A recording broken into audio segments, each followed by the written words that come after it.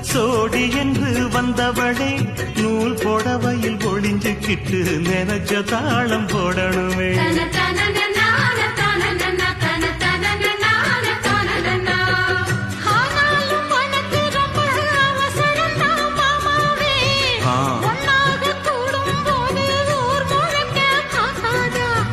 பார்த்தாலும் தவறு இல்ல பனியுறங்கும் ரோசாவே, உன்னால சொத்த வச்ச மூக்குலதான் வைக்காத.